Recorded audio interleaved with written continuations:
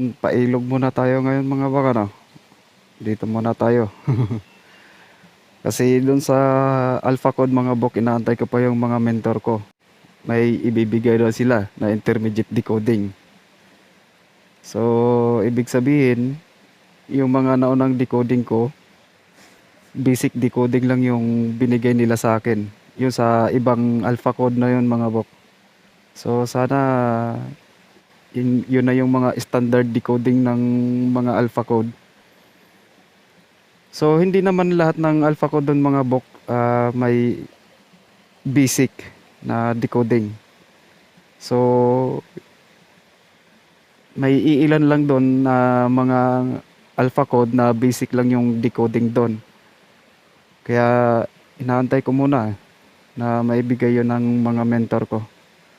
So, ngayon mga bok, puntahan muna natin yung ano doon. May marka doon sa likod ng bato na to. My sourceless water, from yin and yang, arises two sides. From land and sky emerges the divine. My yin yang fish.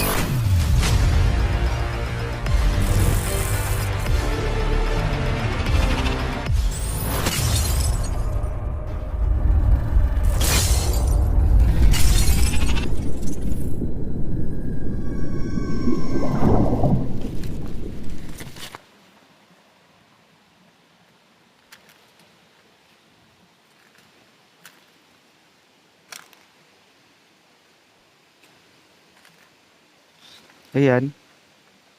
Sana mahalata lang itong ano na to. Kasi sa ngayon, masyadong nakakasilaw. So, yan mga bok, yan, kinalkal ko na yan. Gawa ng may nakapasa kasi na dumi ano. So, pansinin nyo yung marka na yan mga bok. Ano.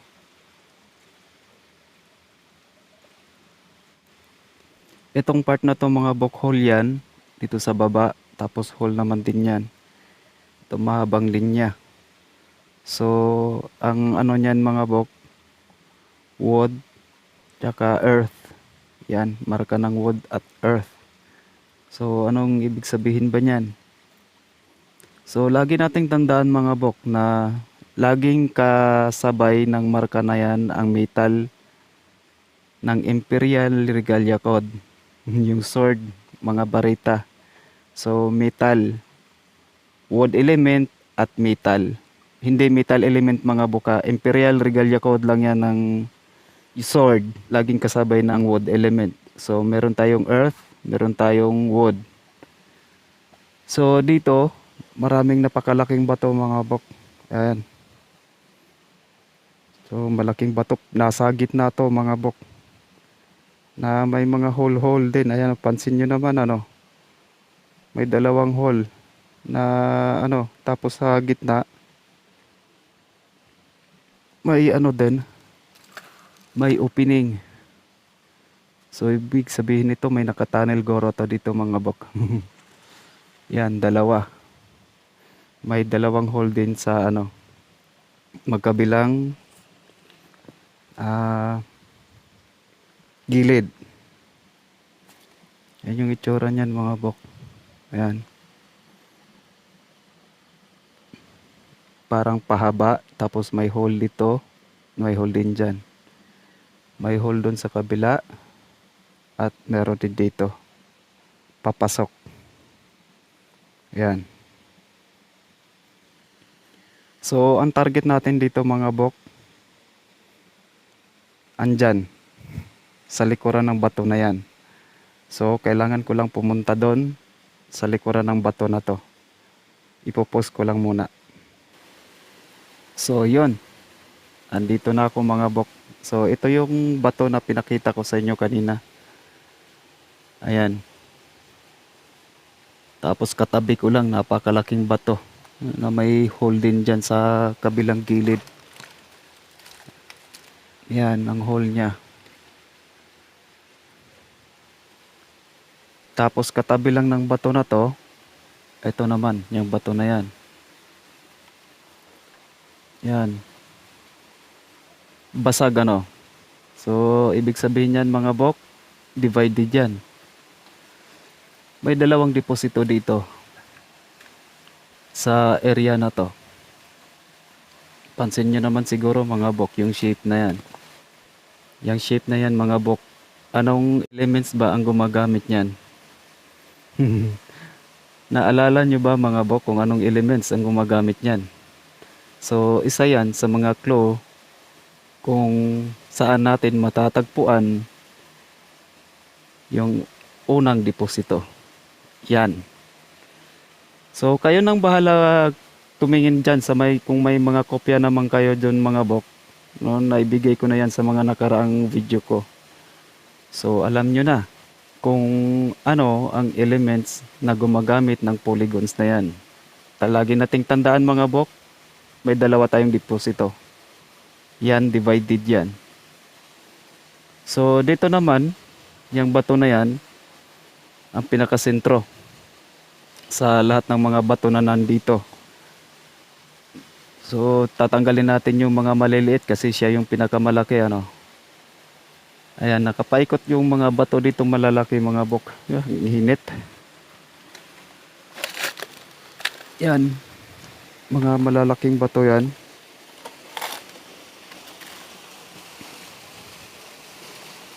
Tapos dun sa kabila, ayan oh. Parang naka-fire to ah.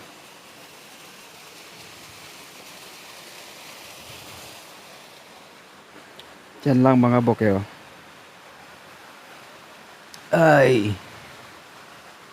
Pansin nyo ba kung anong itsura niyan mga bok? Ano? Pahaba ano? Mga potol. So ito ginawang ulo. Ayan. Pansin nyo na mga bok ano? So dahil sa potol yan, so si Batang Ilog na naman ito mga bok. Tapos flat din yung sa taas. Ito yung mga bato dito mga bok. So doon ako galing yan. Ayan, yun yung mga bato dito. Nakapaikot sa bato na to. Ayan. Tapos sa tapat natin ang waterfalls. 80 degrees, parang nasa 80 degrees yata yung waterfalls. So ito yung mga bato na nakapaikot. Talagang hinarang yan dyan mga bok ano, para magkaroon ng tubig to. Yan. At dito naman sa kinatuntungan ko mga bok, may marka to. Ayan o. Pansin nyo naman mga bok ano. So ito naman, ang sinasaad naman nitong mga bok, blockage. So yung iba, ang tawag nila nito, paa ng bata. So mababaw to dito, palalim. Ganon din to, mababaw tapos palalim. Malapad ito, patulis dito. Malapad din dito, patulis naman din ito. So yung isang hole ay itong isang marka, mahaba tong mga bok. Ayan, malalim tong dito. Tapos pahaba itong ano na to, pabuka naman papunta dito. May hole din dito mababaw mga bok. Tapos sa dulo, ayan, kasya dalawang daliri. Linya din yan mga bok. Ayan o. Yan. Linya yan. Kasya yung dalawang daliri. Na may dalawang guhit mga bok. Ayan o. Ito, kasya din yung daliri mga bok. Yan, itong linya na to. Tapos itong isa. So, ibig sabihin, dalawa. So, itong isa, nasa kaliwa, yung isa nasa kanan. Talaga naman mga bok, ano. So, ano bang ibig sabihin nito mga bok? So, ibig sabihin nito, mga rock blockage ito. Ang tinutukoy nitong blockage mga bok, visible sa human eye. Kasi ito yung nakatapat dito sa ano, dito sa bahaging inaapakan ko. Kasi may inaapakan ako mga bok. kung nataon na itong nakabukang part na to nandito, so ibig sabihin yan hidden or bored yung blockage na tinatawag niya nito. Yan, blockage yan mga bok. So ito blockage din. Matatagpuan natin yan mga bok sa water. Ayan, yung isang deposito natin nasa waterfalls. Yung isang deposito. Tapos yung isa sa baba lang ng waterfalls. Kasi nga dalawa sila. Dalawa din ito. Nandito yung isa mga bokyo sa baba. Yung isa naman nandun sa taas. Yan, hole ito mga bok. Yan. Kita lang ba? Yan, hole. Kasya 3 daliri. So ito naman yung itsura niyan mga bokyo. Sa bato na to. Yan. May napapansin ba kayo mga bok? Naka-printed ano? Yan. So ito, kailanganin ba natin ng kumpas to mga bok? Kasi alam ko, sanay kayo gumamit ng kumpas pagka mga ganito eh. At dito sa last na marka mga bok, pansinin nyo. Sana mahalata lang ito gawa ng nakakasilaw. So sa itong ganitong marka mga bok, tingnan nyo. Parang kamay. So napakalaking kamay nga lang. Nandito yung hinlalaki. Ito yung part ng hinliliit. Tapos ito yung mga daliri. Ito.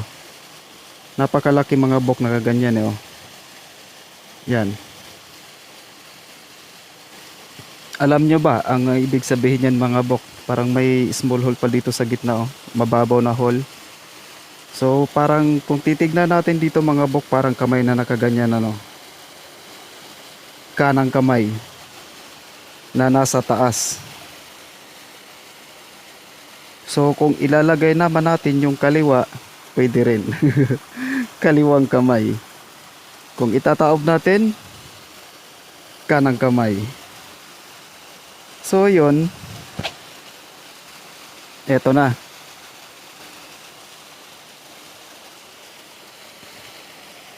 Pahanapin muna natin yung isa mga bok. So itong marka na yan, dito lang ako. Yan. Yang marka na yan, ang ibig sabihin yan, at ang isa pang ibig sabihin nun, yang marka na yan mga bok.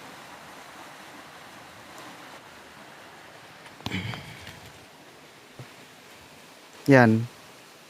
Yang marka na yan, at yung dulo nun, iisa lang ang ibig sabihin yan mga bok. So ito, ang ginamit niya element. Yan naman ang ginamit nila polygons. May printer pa pala dito mga bok. Talaga naman. Ayan o. So nakaprint naman yan. Doon naman. Papunta doon. Yan. So itong ano na to, tinagilid. So ibig sabihin may tinuturo yan dito. Ito yung matatamaan. Itong dalawa. So lagi nating tandaan mga bok. Yan, sa mga baguhan pa lang dito sa channel ko, yung polygons na yan, ang gumagamit niyan earth element. Yan ang gumagamit ng polygons na yan, ang earth. Ibig sabihin yan, center. At ito naman, ang talagang ginamit niya, ito naman ang elemental code. Yan ang earth element din yan mga bok. So ibig sabihin, ang target natin puro nasa center. Nakasaad dito, dalawa sila. Yan, dalawa. At nakasaad din naman dito, center. Naandyan yung isa mga bok. Ito. Yung isang deposit natin nandito. Ito lang yung susundan natin mga bok. Hindi yung mga printer na to. Kasi nakaprint ano. Yan. Oh, parang mga nakaprint. Pero ito talaga printed ano. Ito yung susundan natin mga bok. Sa center. So kung saan man to nakaharap, Yun yung tinutukoy niyang center. So nakaharap yan doon. Hindi na natin kailangan ng kumpas mga bok. Yan. Naandyan sa center na yan. Sa bandang yan. Hindi sa lahat ng marka kakailanganin natin ng kumpas mga bok. Ano? Ang kailangan lang natin ang tinutukoy ng elements na yan. So itong isa understood na to mga bok. Itong isa na to. So understood na to. Itong ano na to, kamay na to na nakaganyan. So nakasaad nun, ulitin ko lang. Yan yung ano yan, polygons na yan mga bok. Earth element ang gumagamit niyan. Center ang tinutukoy niyan. Pansinin niyo yung ulo niyan mga bok.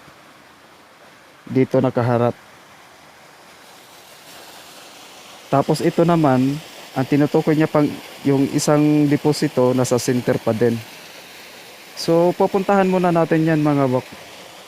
So dito naman sa part na to, sana makikita lang kasi dilim na. Madilim na, nag-overheat na yung ano ko mga bok, yung cellphone ko. Sana makita lang ito. Bababa lang ako ng konti. Nahahalata na ba kaya? Yung bato na yan.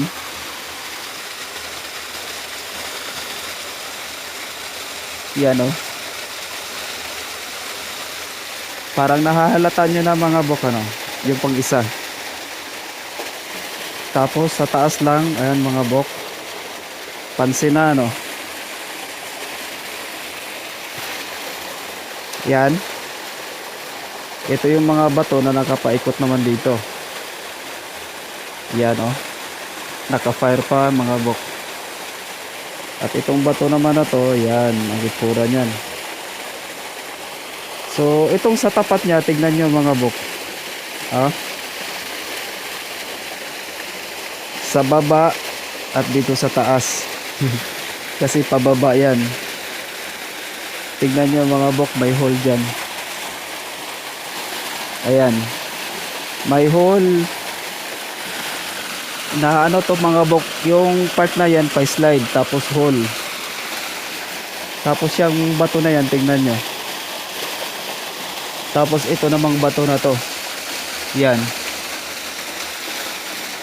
Tapos yung bato na yan, naka-print din dito ano. Tapos itong bato na to mga bok, ayan. May mababaw na hole. Ayan o, mababaw na hole. So ito, mula dito sa kinatayuan ko.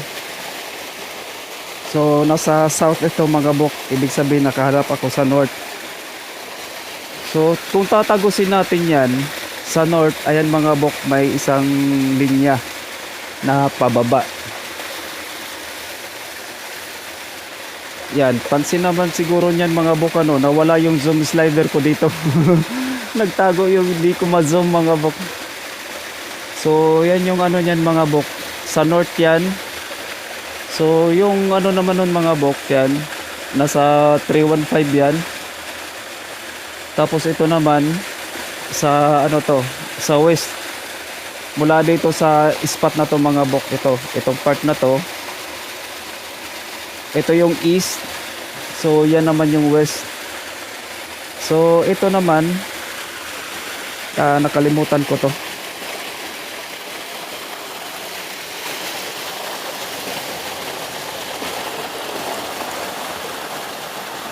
So nasa 225 ito mga bok.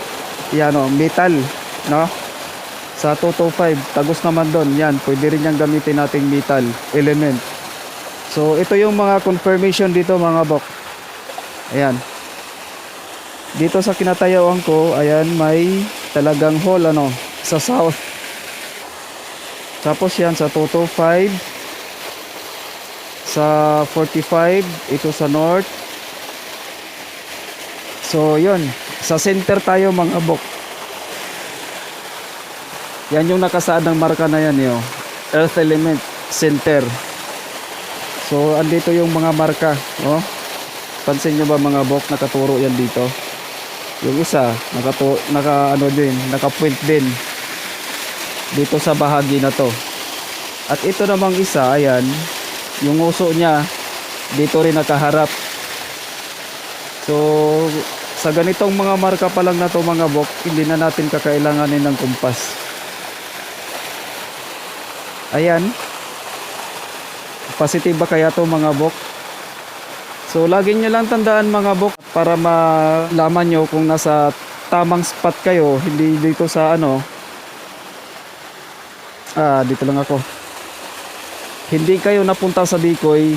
Lahat ng mga marka na naka-align dito sa possible deep spot, puro elements yan mga bok.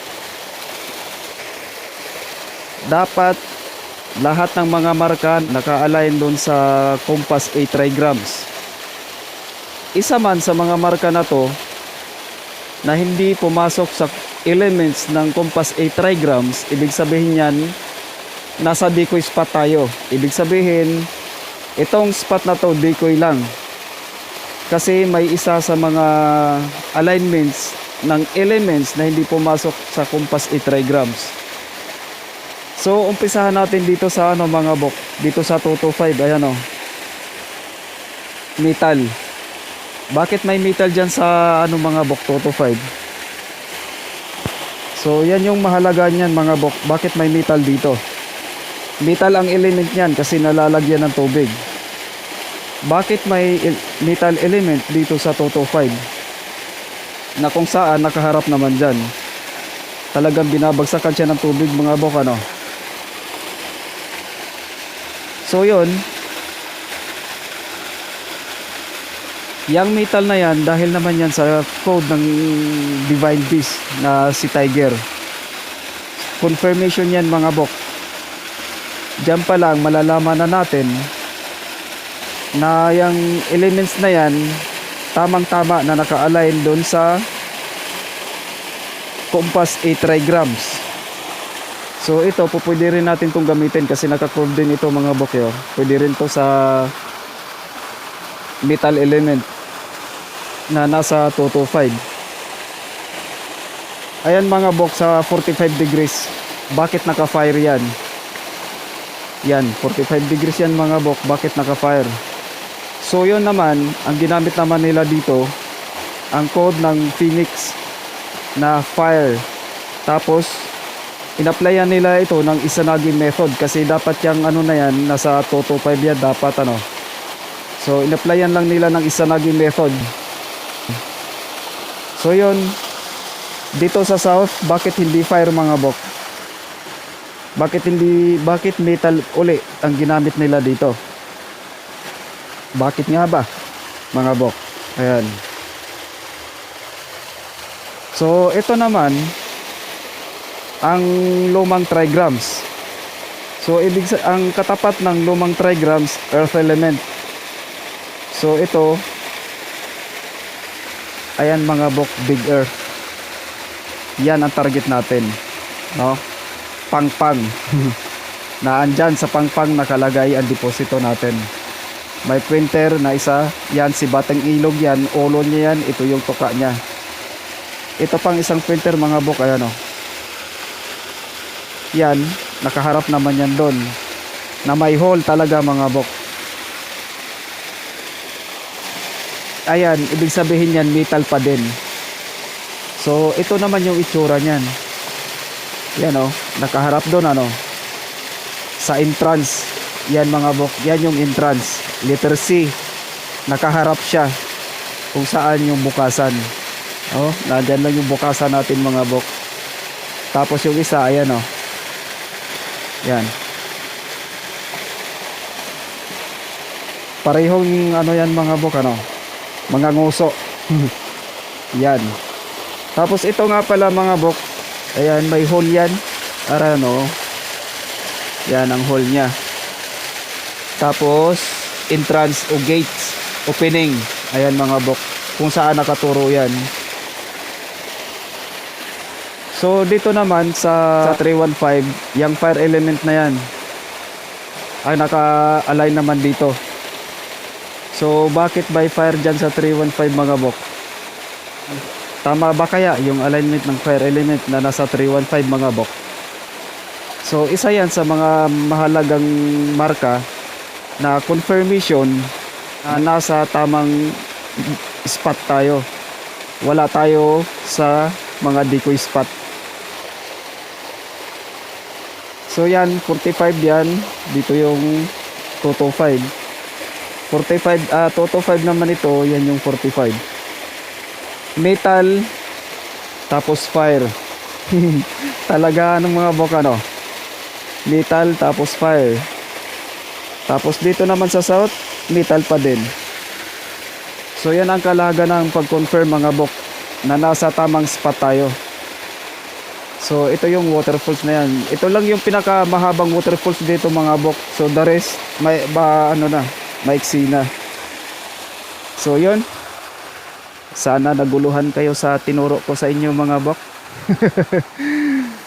So yung isa naman, earth element pa rin ang pagbabasihan natin mga bok.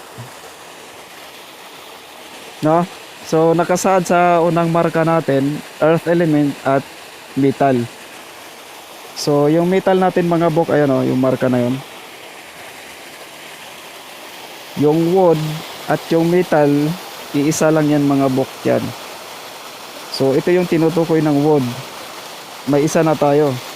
Dahil laging kasabay ng wood element ang Imperial Regalia Code na metal. Yung sword. Yan yun. Kaya hindi natin pwedeng paghiwalayin. Kasi clue natin yan mga bok sa pagtuntunan ng mga deposito. Ayan ang metal.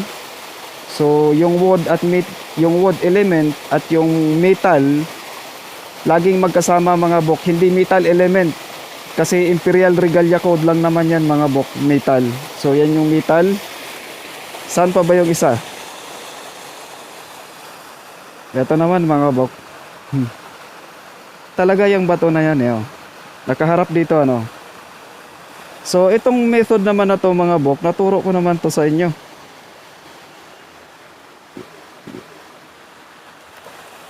Yan. Na-content ko na to mga bok.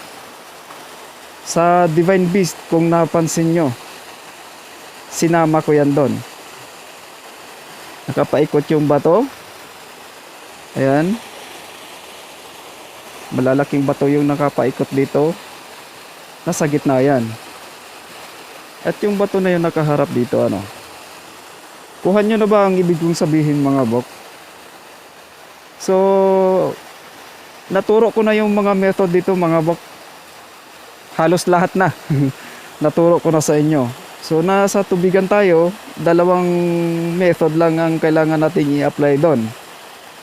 So alin ba ang i-apply natin doon mga bok? So yung isa nandito na mga bok, yung pangalawa nandito. So ito naman, natalakay ko na to sa Divine Beast, ang concept ni Izanagi. So yan yung batang ilog mga bok. Nandito yung concept ni Izanagi. Lumublob siya sa gitna ng tubig hanggang biwang. So ito yung target natin mga bok. Ang pinakaunang concept ni Izanagi, yung lumublob siya sa gitna ng tubig. At literal, nasa gitna yan. Na kung saan, yan naman ang nakatukoy nun ng marka na yan. Blockage. Tapos yung polygons natin na naandyan sa gilid niya, earth element ang gumagamit. Ibig sabihin center. So ito, elemental code yan mga bok ng earth. Kanji din yan ng cover mga bok. So nakasaad yan center. Kasi earth element ang gumagamit niyan. So sa center, yun lang yung susundan natin.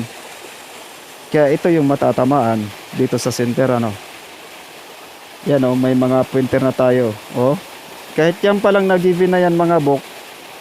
Basta pumasok lang yan sa compass 8 trigrams kasi mga elements pa rin yan.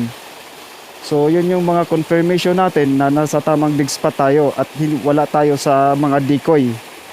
So lagi nating tandaan mga bok ang method ni Satori. No? Panlin lang. Yan yung pangalawa sa concept na in-apply nila sa mga site natin.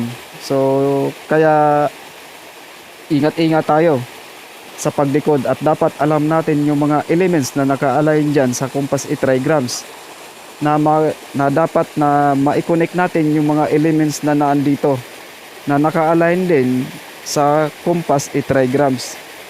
Kasi pag isa man sa mga elements na yan ang nag-off na hindi pumasok sa elements ng 8 trigrams, so ibig sabihin di ko yan. So ito na-confirm ko naman, okay yung ano na to, itong spot na to. So yung pangalawa, ito, dahil sa kanang kamay, no? Pangalawa, yan ang claw natin na center, yung polygons. So yan yung mga ano niyan mga bok, oh. Ayan pa. Metal. Nakaharap naman din doon, ano. So nakatungo pa baba, ibig sabihin niya nasa baba ang target natin. At ito naman mga bok, oh. Pansinin nyo. Yan, binasag yan. So tumagos naman dito, ano. Tapos binasag din yan dyan. So itong part na to, ayan mga bok, oh. Talagang pinutol yung kanto, ano. So ito yung mga directional to mga bok. Ayan, oh, itong wall na to. Kasi dito sa kanto pinutol. Nakasi yan mga bok, oh, kung dito titignan, ano. Yan. Oh. Nakasi, pinutol yung kanto. So wala tayong pointer doon. Ang pointer natin itong side na to. Ayan lang mga bok, oh. Yung target natin. Izanagi method mga bok, lumoblob sa gitna ng tubig. So dahil nandito na naman si Batang Ilog, so ibig sabihin yan, kung wala man yan sa pinakailalim ng bato, tanggalin yung bato na yan, huhukayin yan dyan. Babasagin pala kasi purong ano yan mga bok, purong bato. Yan. Ang tinukoy ng mga ano na yan. Kaya hindi sa lahat ng mga marka mga bok kakailanganin natin ng kompas. So nakasaad sa marka natin na yan, wood at earth. So yung wood at yung Imperial Regalia Code na sword, laging magkasama yan. So nandito na yung earth, center, at nando naman yung isa, yung wood, which is metal, pinalitan nila, ano. Yan. Confirmation yan mga bok ng mga bagay na dapat nating hanapin sa mga possible dig site. So dito, basag lahat ito. Nga lang, pahirapan naman ito, ano, kasi waterfalls ito. So kailangan itong ma-divert itong tubig na to dun sa kabila. Yan. Doon yan, ipapahulog yan dun sa kabila para maklear itong tubig dito, kasabay naman ng spot na to. So yun, lagi nyong bantayan mga bok yung kamay. 5, no? Center yan mga bok, 5.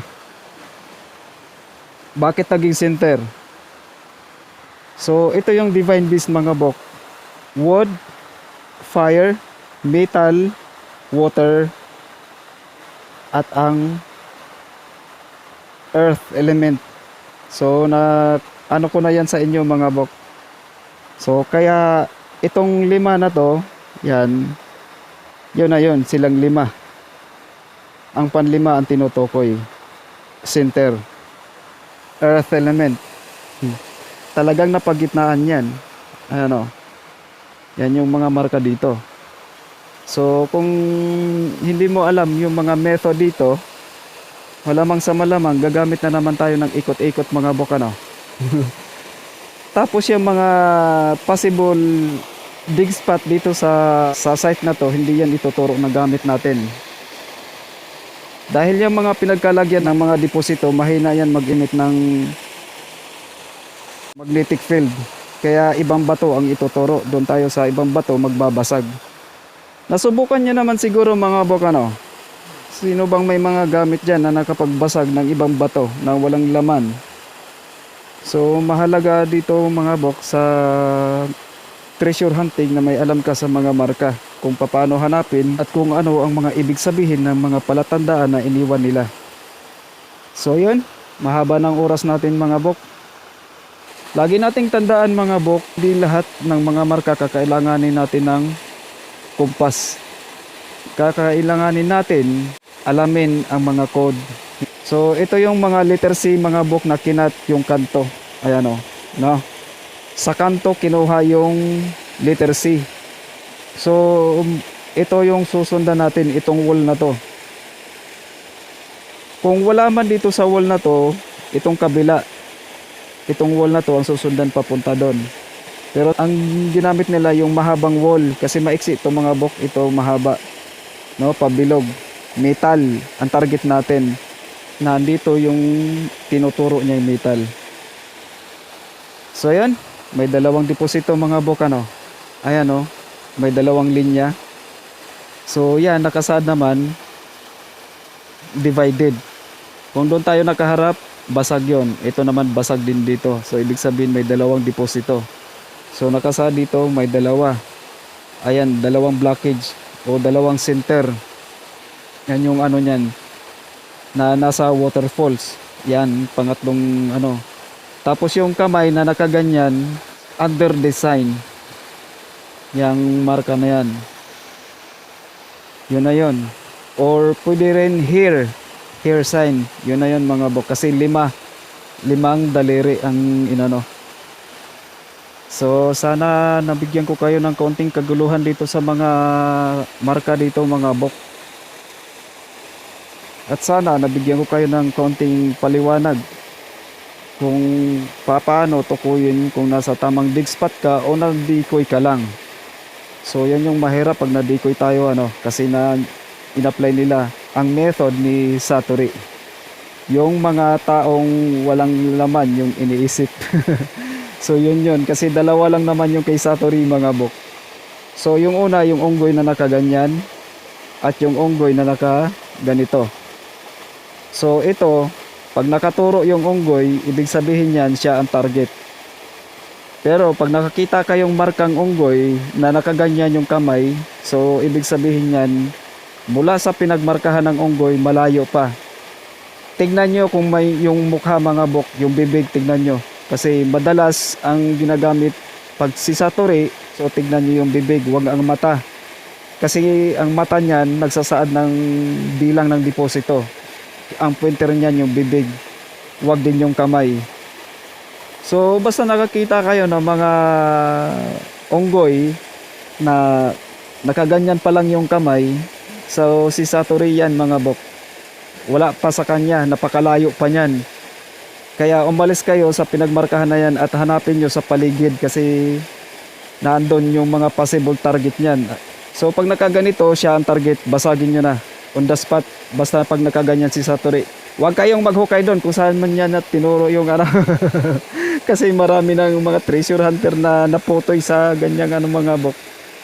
Halos lahat ng pera nila inubos nila sa kakahukay doon kasi may markang unggoy na nakaturo pa ganon. So hukay sila ng hukay doon. So sa mga ganyang marka, basagin nyo siya. Kasi ibig sabihin yan, mind reading monkey kasi yan si Satori mga bok. Kaya pag nakaturo na yan, ibig sabihin yung iniisip ng isang tao nasa kanya na. So ibig sabihin siya ang may dala-dala ng deposito nasa kanya. So yun yung babasagin natin. So dito hindi pa naman nila in-apply mga bok. Hindi nyo lang pansin kasi hindi ko naman sinabi ano. Secret. So secret lang muna yan mga bok para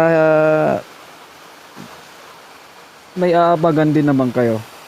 So dito pag sa ilog, lagi nating tandaan, dalawa ang concept na gagamitin natin mga bok. Dalawa lang din naman sila ang nasa ilog.